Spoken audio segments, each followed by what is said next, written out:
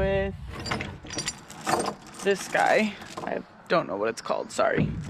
I mean, this stuff over here is gotta be over 6 feet. I mean, I know he knows it's out here, so I'm sure he put something in there that he thought would hurt it. One of my first videos last year, I think, was doing alfalfa irrigation.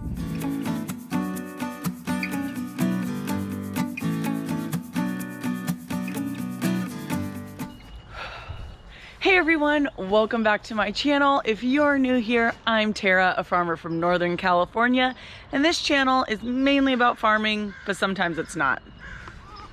So we are at the end of a heat wave. We're at the tail end now.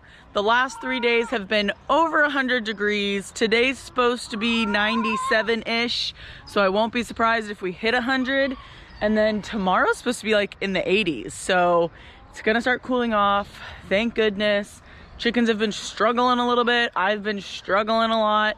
So anyways, all right, I'm just going to, why don't we watch the Bantam waterfall before we head to the farm this morning?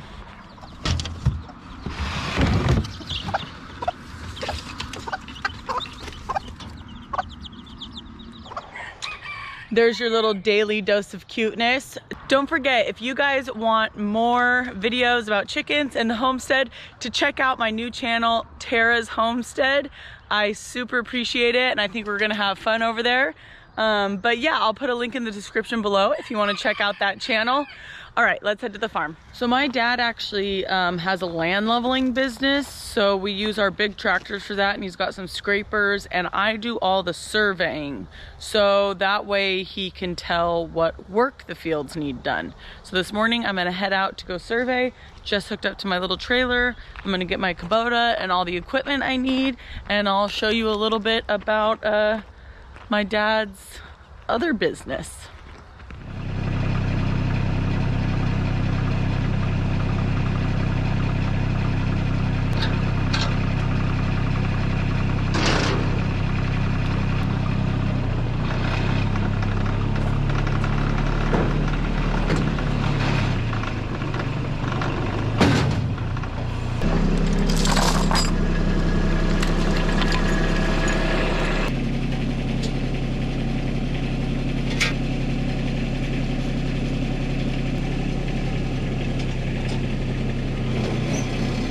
That's how I chain down the front. And then I've got a big chain I put in the back with this guy. I don't know what it's called, sorry. Some type of chain binder.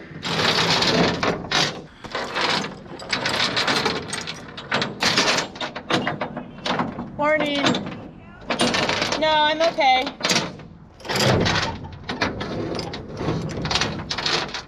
Okay, got everything loaded up and we're ready to go.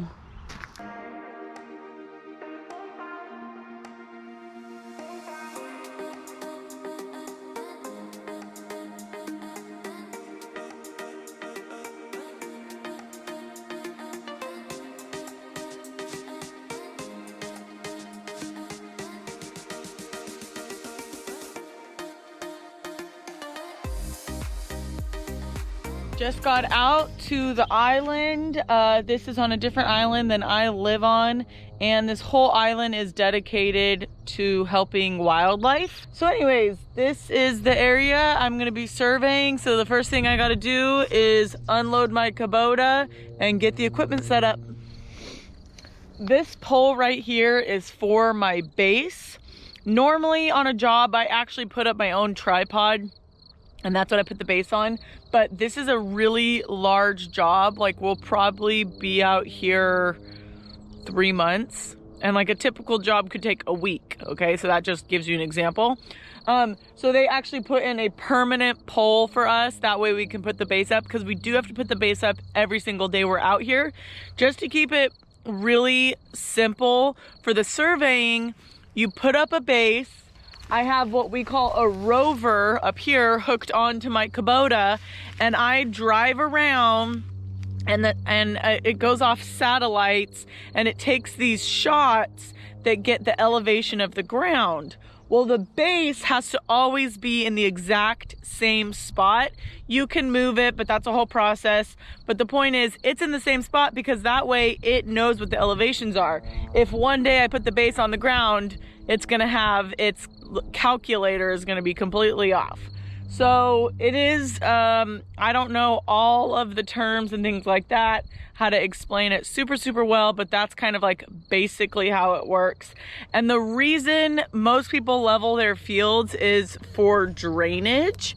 So if you have like a swale in your field and the water seems to sit there and kill your crop, you can level it. That way the whole field will drain in one direction. So that's the main reason people do it. So anyways, I just set up the base and now I'm gonna try to get everything connected on the computer, and that way I can start rolling.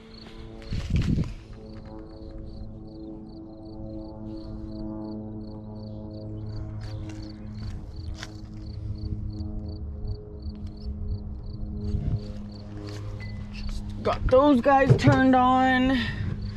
And then we use a Tough Book. And we've got it all hooked up to the Kubota, and I just have to connect to these guys through Bluetooth.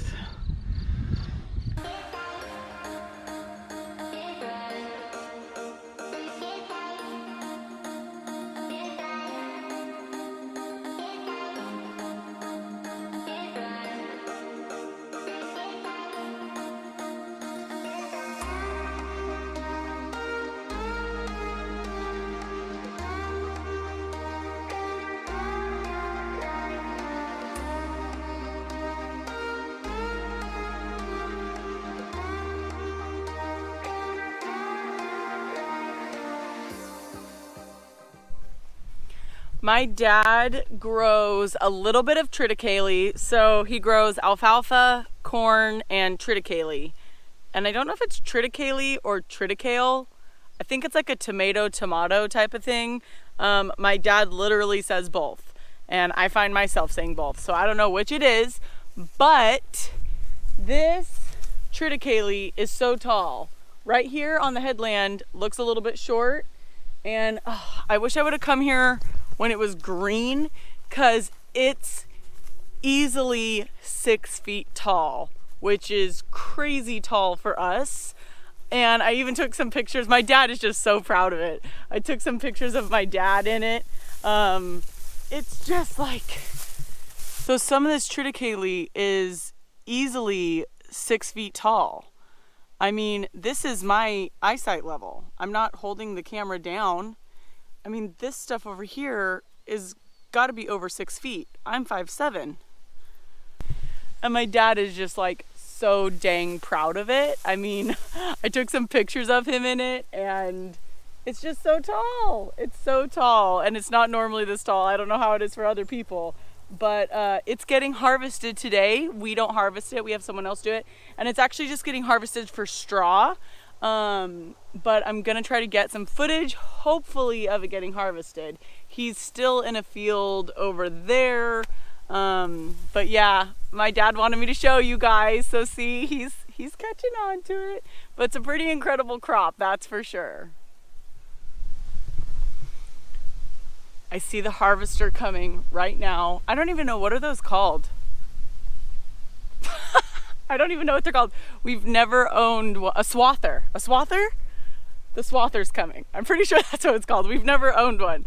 But it's on its way over here right now, so I'm gonna try to get the drone going.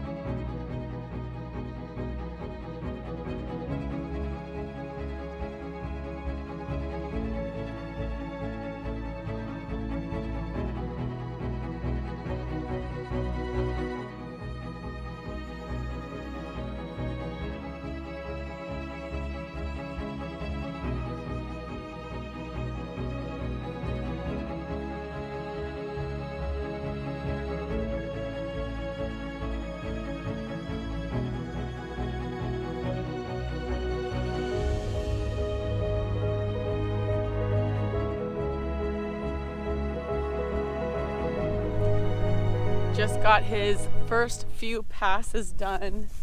Woo, these piles are big. I don't know how to do them justice. The top of the pile is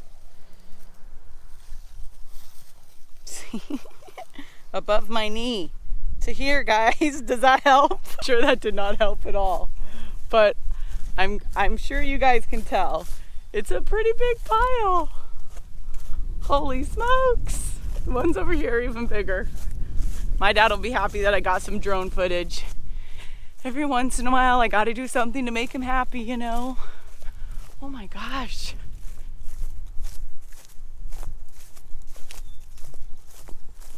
Almost up to my waist. Okay, I have a feeling the driver stopped for lunch, which means it's my lunchtime too. I thought we would just drive out to the vineyard for a second and see if any of the weeds are dying. It's been 3 days since I sprayed, so I want to come out here, and there's definitely some stuff that I'm gonna need to probably spot spray, and then some stuff that is a bit bigger that really needs to be probably just cut down by hand. Where's a good spot to go out? Here's a good spot.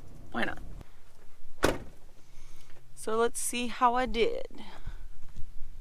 In my last video, I got asked if I was spraying Roundup. I was not spraying Roundup. The stuff that I spray mainly burns. Doesn't actually have whatever it is that kills like Roundup. It just burns it. And then you hope by burning the leaves that I guess they can't photosynthesize. So they're not getting any energy, and then they slowly die. So here's one of my big problems. Johnson grass. Which stuff that's this big, I basically have to come out and start cutting it, because you can tell down here it did a good job. See how brown it is? And if the Johnson grass was only this tall, it would kill it. But because it's huge, I've got to take care of this up here. This nut grass, it's just like it didn't even touch this. I'm gonna have to call my PCA. I mean, look how green it is. It looks perfect. So this is something I'll have to call my PCA about and just ask him. I mean, I know he knows it's out here, so I'm sure he put something in there that he thought would hurt it. Maybe it will take a few more days. But I mean, the Johnson grass definitely affected. And then I've got some hairy fleabane over here, which is my other killer. Like I have so much of it. It definitely looks injured. It's wilting. Some of the leaves are turning brown, so that's good. I'm really happy to see that. That nutgrass, man, no, it just didn't even phase it. But see, this is a learning process. Yeah, gosh, so pretty. So pretty and nice. So gotta get something to kill this for sure. Also, since we're out here, look at the berries forming. So now we really have baby grapes. So you can still see a little bit of bloom, but we have got so much grapes here.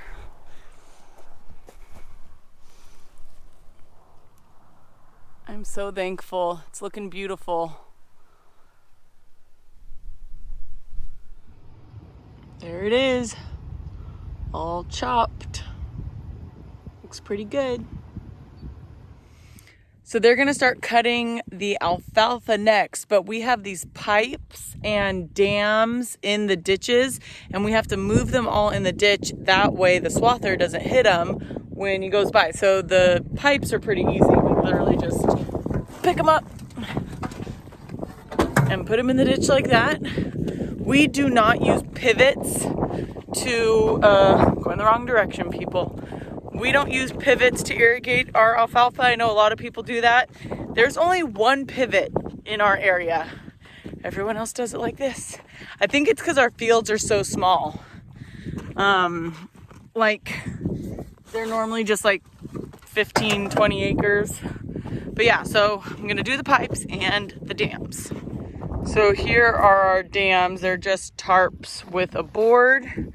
So basically we have to pull this shaft out. No one wants this in a tire. And we just turn this like this. And there you go. Now he won't hit it. Alfalfa's looking pretty nice. One of my first videos last year, I think, was doing alfalfa irrigation.